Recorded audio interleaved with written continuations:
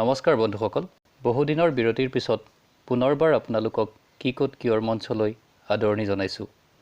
ব্যক্তিগত কিছু কাৰণত আমি ভিডিঅ' আপলোড কৰিব পৰা নাছিলো তাৰ বাবে প্ৰথমে আপোনালোকৰ পৰা ক্ষমা বিচাৰিছো বন্ধুসকল কৰোনা ভাইৰাছৰ মহামাৰীৰ পৰা বাচি থাকিবলৈ লব লগা সাৱধানতাৰ বিষয়ে আপোনালোকে নিশ্চয় সজাগ হৈছে আশা কৰো সকলো ধৰণৰ চৰকাৰী নীতি নিৰ্দেশনা পালন কৰি আপোনালোক কুশলে থাকিব লকডাউনত ঘৰত থাকি নিশ্চয় আমনি পাইছে আজিৰ ভিডিঅ'টোত আমি লকডাউনৰ এই সময়ছোৱাত আমনি নলগাকৈ সময় অতিবাহিত কৰিবলৈ চাব পৰা কিছু সিনেমাৰ কথা আপোনালোকক কম আমাৰ অসমীয়া সিনেমাৰ লিষ্টৰ প্ৰথমখন সিনেমা হ'ল ফেৰিঙতি পৰিচালক জাহ্নু বৰুৱা ছাৰ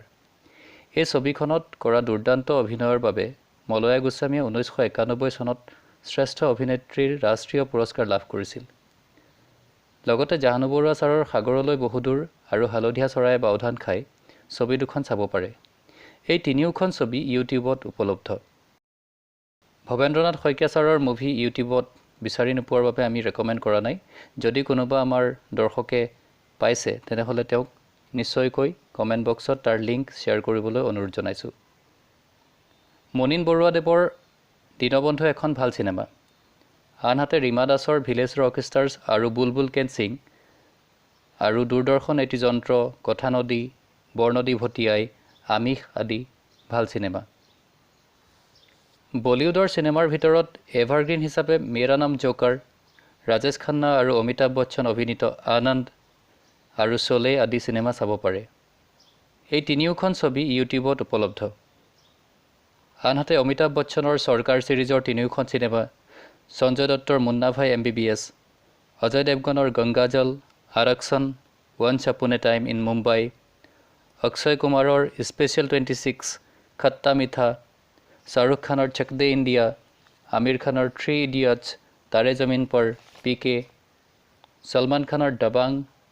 তেৰে নাম আদি চাব লগা সিনেমা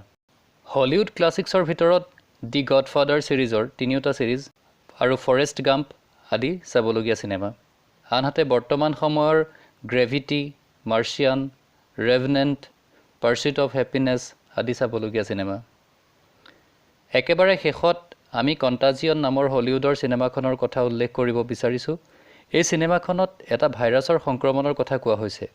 আচৰিত ধৰণে এই কাহিনীৰ ভাইৰাছ চীন দেশৰ পৰা উৎপত্তি হৈছিল আৰু বীজাণুৰ সংক্ৰমণ তথা লক্ষণবিলাক কৰোনা ভাইৰাছৰ দৰে একেই আছিল আচৰিত কথা নহয়নে